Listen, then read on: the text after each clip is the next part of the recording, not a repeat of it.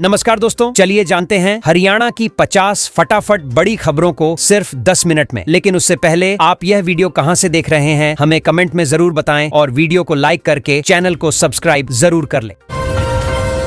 मौसम विभाग ने उत्तर भारत के कई राज्यों में कड़ाके की ठंड और कुछ इलाकों में भारी बारिश का येलो अलर्ट जारी किया। लोगों को सतर्क रहने और जरूरी सावधानियां अपनाने की सलाह दी गई है। ठंड बढ़ने से जनजीवन पर असर साफ दिख रहा है, खासकर सुबह शाम के समय। सर्राफा बाजार में आज सोने और चांदी की कीमतों में गिरावट देखी गई। दुकानों पर ग्राहकों की आवाजाही बढ़ी है और ज्वेलर्स नई खरीदारी ऑफर दे रहे हैं। विशेषज्ञों का कहना है कि दामों में उतार चढ़ाव आगे भी जारी रह सकता है, इसलिए लोग मौके का फायदा उठा रहे हैं।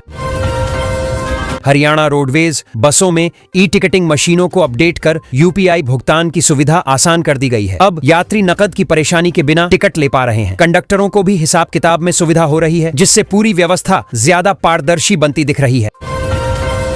हिसार के लुवास विश्वविद्यालय ने पशुओं की एक खतरनाक बीमारी से बचाव के लिए नई स्वदेशी वैक्सीन लॉन्च की। वैज्ञानिकों का कहना है कि इससे पशुपालकों को बड़ा सहारा मिलेगा। वैक्सीनेशन अभियान जल्द शुरू करने की तैयारी है ताकि बीमारी का फैलाव रोका जा सके।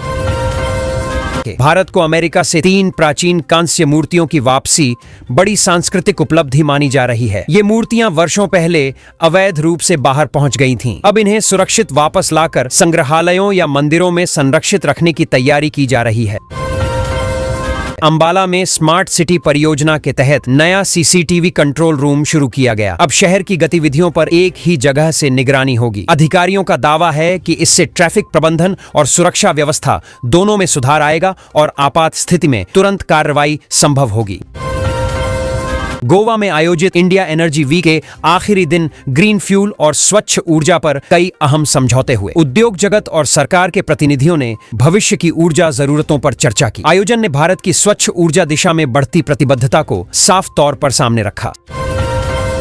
सैमसंग ने भारतीय बाजार में अपना नया ट्राईफोल्ड स्मार्टफोन लॉन्च कर तकनीक प्रेमियों का ध्यान खींचा है। 3 बार मुड़ने वाली स्क्रीन इसे खास बनाती है। लॉन्च इवेंट के बाद सोशल मीडिया पर इसकी खूब चर्चा हो रही है और प्री बुकिंग को लेकर उत्साह नजर आ रहा है। यूजीसी से जुड़े कुछ नए प्रशासनिक नियमों पर सुप्रीम कोर्ट ने अंतरिम रोक लगाई है। फैसले के बाद विश्वविद्यालयों में इन नियमों को लागू करने की प्रक्रिया फिलहाल थम गई है। शिक्षा जगत में इस आदेश पर चर्चा तेज है और आगे की सुनवाई पर सबकी नजर बनी हुई है।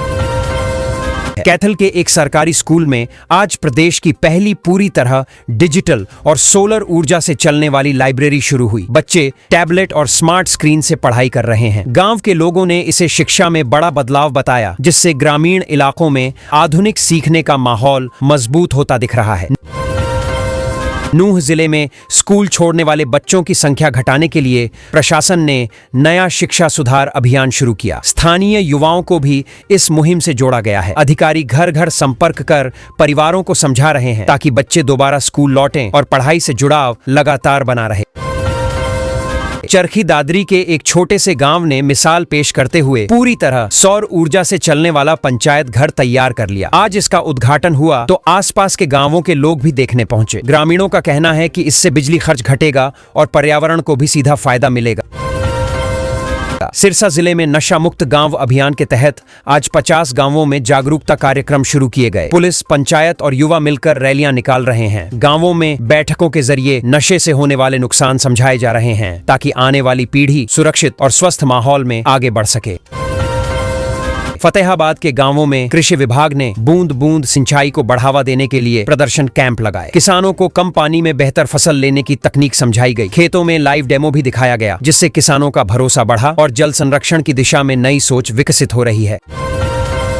कुरुक्षेत्र के ब्रह्म सरोवर में आज से विशेष सफाई और जल शुद्धिकरण अभियान शुरू हुआ। बड़ी मशीनों से तल की गाद निकाली जा रही है। श्रद्धालुओं और पर्यटकों की सुविधा को ध्यान में रखते हुए प्रशासन ने इसे प्राथमिकता दी है ताकि सरोवर का पानी साफ और आकर्षक बना रहे लंबे समय तक। गुरुग्राम के साइबर सिटी इलाके में आज से नई इलेक्ट्रिक टैक्सी सेवा शुरू हुई। सड़कों पर अब शांत और बिना धुएं वाली गाड़ियां दिखने लगी हैं। अधिकारियों का कहना है कि इससे प्रदूषण घटेगा और यात्रियों को भी आरामदायक सफर मिलेगा। खासकर ऑफिस आने जाने वालों को सीधा फायदा होगा। फरीदाबाद नगर निगम ने शहर की सभी पुरानी स्ट्रीट लाइट बदलकर स्मार्ट सेंसर वाली लाइटें लगाने का लक्ष्य पूरा कर लिया। अब लाइटें जरूरत के हिसाब से जलेंगी और बिजली की बचत होगी। रात में रोशनी बेहतर होने से सुरक्षा भी मजबूत होने की उम्मीद जताई जा रही है। पंचकूला के आईटी पार्क में एक बड़ी अंतर्राष्ट्रीय सॉफ्टवेयर कंपनी ने अपना नया दफ्तर खोल दिया। उद्घाटन के साथ ही स्थानीय युवाओं के लिए रोजगार के मौके बढ़ने की खबर से उत्साह है। कंपनी प्रबंधन ने कहा कि आने वाले समय में यहां और विस्तार की भी योजना है। हिसार के महाराजा अग्रसेन एयरपोर्ट पर रात में लैंडिंग का सफल ट्रायल किया गया। अधिकारियों ने बताया कि इससे जल्द ही नियमित उड़ानों का रास्ता साफ होगा। स्थानीय व्यापारियों और यात्रियों को उम्मीद है कि हवाई कनेक्टिविटी बढ़ने से शहर का विकास और तेज रफ्तार पकड़ लेगा। रोहतक स्थित एमडीयू में 3 दिवसीय अंतर कॉलेज सांस्कृतिक महोत्सव की शुरुआत रंगारंग कार्यक्रमों के साथ हुई। अलग अलग जिलों से आए छात्र नृत्य, संगीत और नाटक में हिस्सा ले रहे हैं। कैंपस में उत्सव जैसा माहौल है और दर्शक भी बड़ी संख्या में कार्यक्रम देखने पहुंच रहे हैं। सोनीपत के खरखौदा में बन रहे मारुति के नए प्लांट में आज आधुनिक मशीनों की इंस्टॉलेशन शुरू हुई। आसपास के इलाकों में रोजगार और व्यापार बढ़ने की उम्मीद जताई जा रही है। प्रॉपर्टी डीलरों के अनुसार इंडस्ट्रियल गतिविधि तेज होने से जमीन और मकान की कीमतों में हलचल दिख रही है। रेवाड़ी और आसपास के इलाकों में मौसम विभाग ने ओलावृष्टि की संभावना जताई है। किसानों को फसल बचाने के लिए पहले से तैयारी रखने की सलाह दी गई। कृषि अधिकारी गांवों में जाकर लोगों को सतर्क कर रहे हैं ताकि संभावित नुकसान को कम किया जा सके समय रहते। करनाल के एनडीआरआई ने पशुओं के दूध की गुणवत्ता सुधारने के लिए नए चारे का फॉर्मूला साझा किया। वैज्ञानिकों का कहना है कि इससे डेयरी किसानों की आय बढ़ सकती है। प्रशिक्षण सत्रों में किसानों को संतुलित आहार की जानकारी दी जा रही है, जिससे पशु स्वस्थ और उत्पादन बेहतर बना रहे। पलवल स्थित श्री विश्वकर्मा कौशल विश्वविद्यालय में दीक्षांत समारोह उत्साह के बीच आयोजित हुआ। मेधावी छात्रों को डिग्री और मेडल देकर सम्मानित किया गया। कुलपति ने कहा कि कौशल आधारित शिक्षा से युवा सीधे उद्योगों की जरूरतों के अनुसार तैयार हो रहे हैं, जिससे रोजगार के अवसर बढ़ेंगे। भिवानी की खेल एकेडमी में जूनियर बॉक्सरों के लिए ट्रायल आयोजित हुए। अलग अलग जिलों से आए खिलाड़ियों ने दमखम दिखाया। चयनित 20 खिलाड़ियों को अब विशेष प्रशिक्षण मिलेगा। कोचों का कहना है कि भिवानी की बॉक्सिंग परंपरा को आगे बढ़ाने के लिए नई प्रतिभाएं लगातार सामने आ रही हैं। झज्जर के MIT सिटी औद्योगिक क्षेत्र में एक जापानी कंपनी ने नए प्रोजेक्ट की शुरुआत की। भूमि पूजन के बाद निर्माण कार्य तेज होने की उम्मीद है। स्थानीय लोगों को रोजगार मिलने की संभावना से क्षेत्र में उत्साह है और औद्योगिक निवेश का माहौल लगातार मजबूत हो रहा है। महेंद्रगढ़ स्थित केंद्रीय विश्वविद्यालय में आर्टिफिशियल इंटेलिजेंस पर राष्ट्रीय सेमिनार आयोजित हुआ। विशेषज्ञों ने छात्रों को AI के भविष्य और करियर अवसरों की जानकारी दी। कार्यक्रम में रिसर्च और स्टार्टअप संभावनाओं पर भी चर्चा हुई, जिससे युवाओं में नई तकनीक सीखने की रुचि बढ़ती दिखी। पिंजौर के यादवेंद्र गार्डन में सुहावने मौसम के कारण पर्यटकों की भीड़ उमड़ पड़ी। परिवारों और युवाओं ने ऐतिहासिक बाग की सैर का आनंद लिया। स्थानीय दुकानदारों का कहना है कि वीकेंड से पहले ही इतनी भीड़ आना पर्यटन कारोबार के लिए अच्छी खबर है। गुरुग्राम में राष्ट्रीय स्तर का गोल्फ टूर्नामेंट शुरू हुआ, जिसमें देश के कई नामी खिलाड़ी हिस्सा ले रहे हैं। DLF गोल्फ कोर्स पर दर्शकों की भीड़ भी पहुंच रही है। आयोजकों का कहना है कि इससे खेल पर्यटन को बढ़ावा मिलेगा और शहर की पहचान अंतर्राष्ट्रीय स्तर पर मजबूत होगी। फरीदाबाद से पलवल तक मेट्रो विस्तार के लिए तकनीकी सर्वे टीम मैदान में उतरी। इंजीनियर ट्रैक के संभावित रूट का अध्ययन कर रहे हैं। स्थानीय लोग उम्मीद कर रहे हैं कि प्रोजेक्ट पूरा होने पर रोजाना सफर आसान होगा और ट्रैफिक जाम से बड़ी राहत मिल सकेगी। सोनीपत के कुंडली मानेसर एक्सप्रेसवे पर high speed smart tolling system शुरू किया गया। अब गाड़ियां बिना लंबी कतार में रुके तेजी से गुजर सकेंगी। अधिकारियों का कहना है कि इससे ईंधन की बचत होगी और सफर पहले से ज्यादा सुगम और समय बचाने वाला बनेगा। करनाल के पश्चिमी बाईपास के पास नई आवासीय कॉलोनी के विकास के लिए मास्टर प्लान जारी किया गया। इसमें चौड़ी सड़कें, पार्क और सामुदायिक सुविधाएं शामिल हैं। प्रॉपर्टी बाजार में इस घोषणा के बाद हलचल बढ़ी है और निवेशकों की रुचि भी तेजी से सामने आ रही है। पानीपत के ऐतिहासिक किले के जीर्णोद्धार के लिए सांस्कृतिक स्तर पर नई पहल शुरू हुई है। पर्यटकों के लिए सुविधाएं बेहतर करने पर जोर दिया जा रहा है। स्थानीय गाइडों का मानना है कि संरक्षण कार्य पूरा होने पर यहां आने वाले पर्यटकों की संख्या में उल्लेखनीय बढ़ोतरी हो सकती है। महेंद्रगढ़ के अरावली क्षेत्र में लेपर्ड सफारी शुरू करने के प्रस्ताव पर वन विभाग ने चर्चा की। विशेषज्ञ टीम संभावित इलाके का अध्ययन कर रही है। यदि योजना आगे बढ़ी तो यह क्षेत्र वन्य पर्यटन का नया केंद्र बन सकता है, जिससे स्थानीय लोगों को भी रोजगार मिलेगा। हरियाणा शिक्षा विभाग ने पेपरलेस ऑफिस सिस्टम लागू कर दिया है। अब सभी फाइलें डिजिटल तरीके से ही मूव होंगी। प्रशासनिक काम तेजी से होंगे और कर्मचारियों की मेहनत कम होगी। छात्रों और जनता को जल्दी और भरोसेमंद सेवा मिलेगी। पंचकूला में आईटी पार्क का विस्तार कर नई कंपनियों को जगह दी जा रही है, जिससे हजारों युवाओं को रोजगार के अवसर मिलेंगे। तकनीकी क्षेत्र में निवेश बढ़ेगा और हरियाणा की अर्थव्यवस्था मजबूत होगी। कैथल के किसानों ने हाइड्रोपोनिक्स तकनीक से नई खेती की शुरुआत की। बिना मिट्टी के खेती करना अब संभव है और फसल की पैदावार भी बढ़ी है। कृषि विभाग ने इसे सराहा और कहा कि यह भविष्य में जल और जमीन बचाने का नया रास्ता होगा।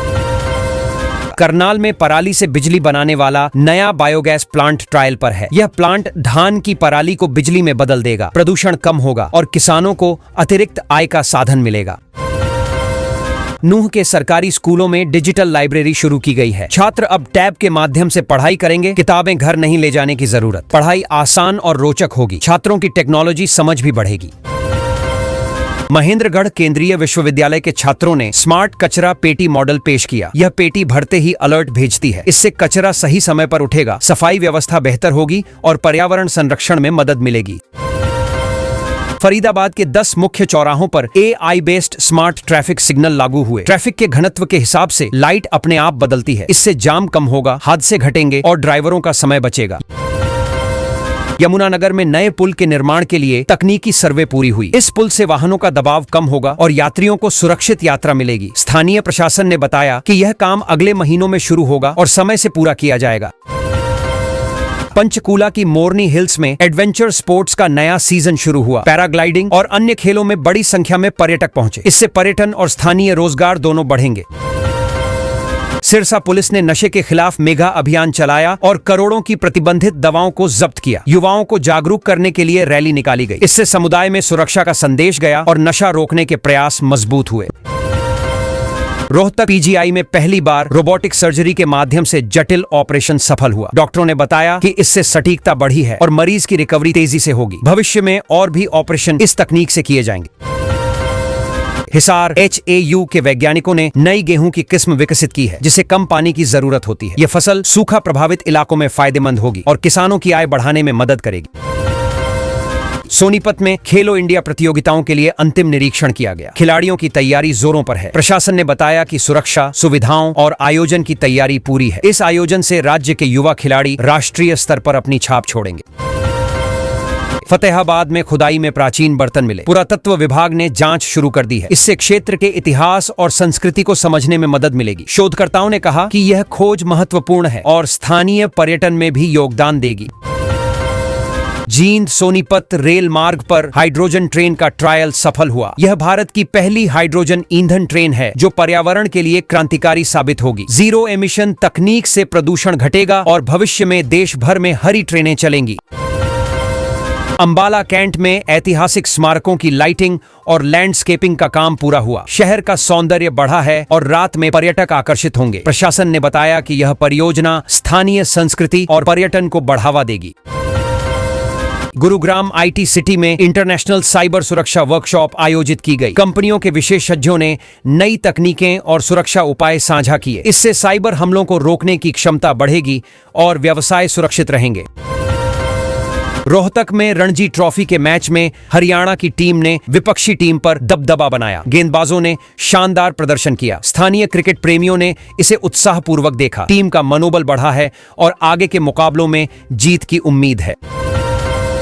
कड़ाके की ठंड को देखते हुए शिक्षा विभाग ने स्कूलों की टाइमिंग सुबह 10 बजे से करने का फैसला लिया है। छोटे बच्चों को खास राहत मिलेगी क्योंकि सुबह की सर्द हवाओं में दिक्कत बढ़ रही थी। अभिभावकों ने भी इस निर्णय का स्वागत किया है और इसे जरूरी कदम बताया जा रहा है। फिलहाल हिसार और नारनौल में आज सुबह शीतलहर का असर साफ दिखा, जहां तापमान 3 डिग्री तक गिर गया। लोग देर तक घरों में दुबके रहे और सड़कों पर सामान्य से कम आवाजाही रही। मौसम विभाग ने बुजुर्गों और बच्चों को खास सावधानी बरतने की सलाह दी है ताकि बीमारियां न बढ़ें।